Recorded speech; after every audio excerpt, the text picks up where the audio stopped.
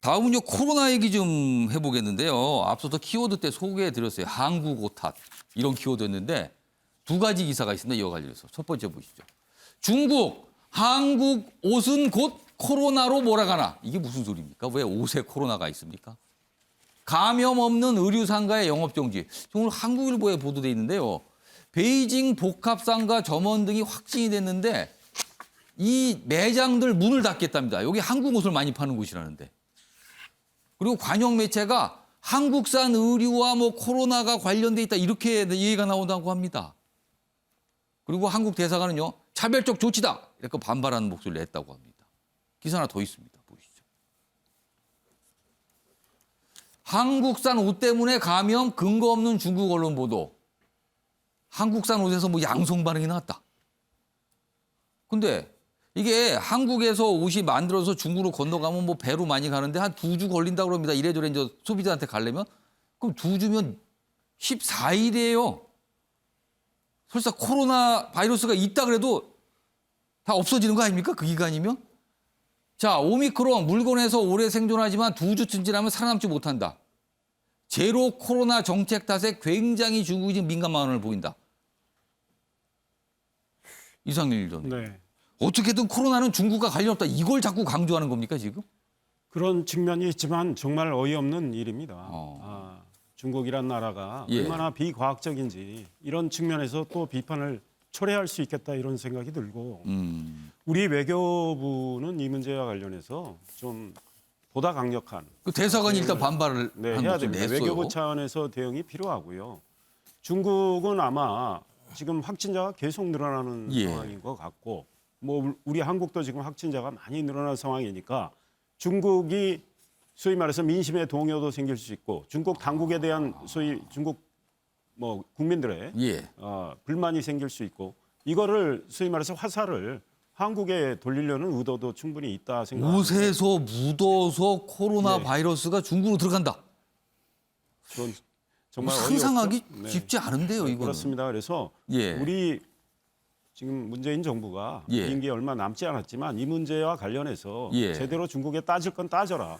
그동안에 중국 하면은 우리 문재인 정부 사실은 우리 국민들이 보기에 뭐 할 말 못하는 이런 정부였는데 지금 임기 얼마 남지 않았지만 할 얘기 하면서 따질 거 따지라 이런 이야기 하고 싶고 중국의 저런 태도 때문에 우리 한국의 지금 국민들이 예. 중국에 대해서 굉장히 냉랭한 약간 좀 반중 감정이 그렇습니다. 있으신 그런 분도 것까지 있죠. 지금 더 그걸 부추길 수 있으니 중국 당국도 이 문제에 대해서 현명하게 대응하기 바랍니다. 네. 자, 다음은요. 북한 얘기 좀 해보겠습니다. 북한 김여정. 뭐 요새 입장을 좀 자주 내요. 뭔가 좀 이렇게 말하고자 하는 게 있는 것 같은데 어제도 나왔습니다. 보시죠. 김여정 군사 대결 땐 핵무기를 쓰겠다. 핵을 쓰겠다. 도발적 언사 수위를 높였다는 거예요. 핵 얘기를 꺼내거든요. 핵무기 얘기를. 근데 또 그러면서 남측에는 총포탄 안 쏠 것이다 또 얘기를 해요. 이게 어떻게 같이 가는 겁니까? 이게 그러면은 이게. 그래서 전형적인 양면 전술. 근데 양면 전술을 통상 사람이 역할 나눠서 하는 게 양면 전술 아닙니까? 같은 사람이 또 이 얘기하고 이 얘기를 같이 한 거는 이게 양면 전술 맞습니까 지금? 그래서 이게 무슨 뜻일까 도대체. 자, 그럼요. 이와 관련해서 영상 하나 준비했습니다. 들어보시죠. 우리는 남조선을 겨냥해 총포탄 한 발도 쏘지 않을 것이다.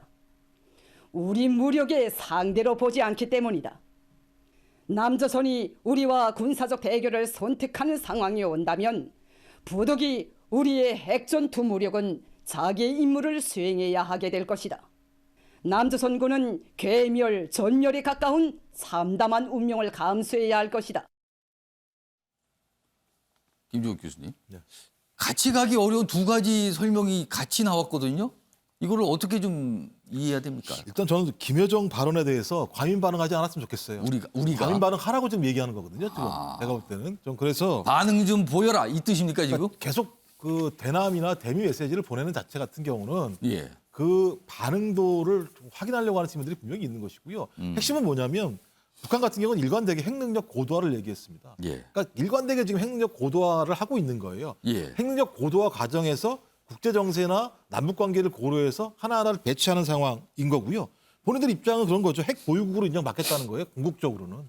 그래서 사실상 핵 보유국으로 인정받고 그런 지위 속에서 협상을 하겠다. 협상을 하더라도 핵 폐기가 아니라 예를 들면 군축 협상 같은 개념을 통해서 가겠다. 이런 본인들의 입장을 가지고 있기 때문에 또 거기다가 또 아시겠습니다만 러시아가 우크라이나를 침공을 했죠. 예. 우크라이나가 핵 폐기의 아주 중요한 모범 사례 중에 하나였습니다. 예. 핵이 없어졌죠. 국제적인 합의에 의해서. 하지만 결론적으로 러시아가 우크라이나를 침공한 사태가 벌어졌기 때문에 예. 이런 상황과 관련해서 북한은 계속 핵 고도화, 사실상 핵 보유국. 근데 이걸 보장받으려면 누구랑 대화를 해야 되느냐? 미국과 대화할 수밖에 없어요. 그렇지 우크라이나 상황을 보고 북한이 약간 당황했다 이 뜻입니까 그러면? 당황했다기보다는 북한은 옛날부터 이런 얘기 했었습니다. 아무리 협상을 하고 종이에 예. 사인을 해봤자 그것은 다 어느 순간 폐기될 수 있는 가능성이 높기 때문에 핵을 보유하는 것이 가장 유력한 방법이다라고 본인들은 얘기했었고요. 예. 그런 것들을 일관되게 가고 있는 측면에 있다는 생각이 들기 때문에 예. 그럼 본인들이 얘기하는 사실상 핵 보유국을 보장받기 위해서 누구랑 협상을 해야 되느냐? 예. 우리랑 협상할 필요 없어요. 미국밖에 없다라고 하는 거죠. 저는 대부분 지금 나오고 있는 부분들은 다 대미 미국들을- 메시지인 거죠. 대신 우리 남쪽에 있는 당선인이 예. 선제타격론을 얘기했으니 말대말 싸움하고 있는 거예요. 선제타격을 한다고 얘기했다? 우리는 핵 가지고 있어. 핵을 쓸 수도 있어. 예. 하지만 내가 핵을 가지고 있는 것은 남쪽에 쓰려고 하는 건 아닌데 계속 그렇게 나오면 이걸 쓸 수도 있어 라는 얘기를 하는 건데 이 얘기는 한반도 진영의 불안을 조성하는 거 아니겠습니까? 예. 대부분은 제가 볼 땐 미국에게 하는 메시지이기 때문에 전 튼튼한 안보를 가지고 북한이 잘못하면 동일하게 거기에 대해서 예. 얘기하는 방식을 통해서 적절하게 대응하는 게 맞다는 생각이 들고요. 그럼 김여정이 말하고자 하는 핵심은 북한 우리 핵무기 있다 이걸 자꾸 강조한다는 건데 우리나 미국 입장에서는 북한을 핵 보유국으로 인정할 수가 없잖아요. 예, 인정할 수가 없죠. 그럼 어떻게 되는 겁니까, 그러니까 이게? 인정할 수가 없기 때문에 그럼 어떻게 하겠습니까? 협상을 예. 하겠죠. 그걸 노리는 거죠. 그럼 왜 공격을 하겠습니까? 이 상황에서 공격을 할 수 없다라고 얘기하면 예. 대화를 하겠다고 얘기하는 거. 미국도 계속 행위는 인정할 수 없으나 대화의 문을 열렸다고 얘기하는 거죠. 예. 좀 그렇다면 그런 메시지를 통해서 핵은 고도화시키면서 협상의 레버리지를 올리는 방식을 채택했기 때문에 예. 제가 볼 때 이 문제와 관련해서 상당히 우리나라 정부도 앞으로 어려워질 거라는 생각은 들긴 해요. 이 문제와 관련해서. 예. 알겠습니다.